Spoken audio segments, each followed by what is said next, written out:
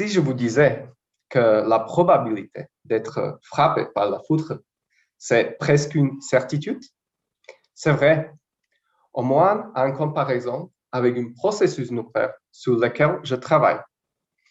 Ma thèse est dédiée à un projet qui s'appelle SuperNemo. C'est un détecteur de particules qui se cache 1,7 km de profondeur dans les Alpes françaises. Le processus sur lequel je travaille, ça s'appelle désintégration double bêta. Personne ne l'a jamais observé. Si vous aviez une population de noyaux atomiques, la période pendant laquelle la moitié se désintègre, ça s'appelle une demi-vie. Plus la demi-vie est longue, plus le processus est rare. Si l'âge de l'univers se contractait dans une seule seconde, la demi-vie de désintégration double bêta serait plus de 300 000 ans. Comment est-il possible de même d'observer quelque chose d'aussi improbable?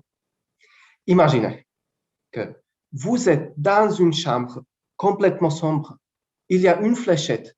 Vous ne savez pas où elle se trouve. Il faut trouver exactement le centre de cette cible. Si vous tirez une fléchette, les chances sont super minces. Mais si vous en tirez des millions ou des milliards, l'une d'elles pourra trouver le centre de cette cible. SuperNemo va observer plus de 6 kg de sélénium 82. Il y a 1 million de fois plus de noyaux atomiques de sélénium 82 dans SuperNemo qu'il n'y a de graines de sable dans les plages du monde. Un fléchette, c'est un noyau. Notre chances sont faibles, mais nous avons un nombre énorme d'essais.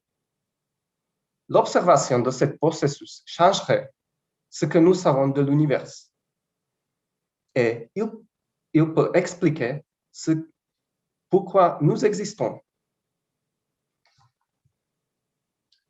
Je ne trouverai peut-être jamais de désintégration double bêta, mais cela m'a déjà enseigné une leçon de vie importante. Le succès peut sembler improbable, mais vous ne devriez jamais arrêter d'essayer. Merci bien.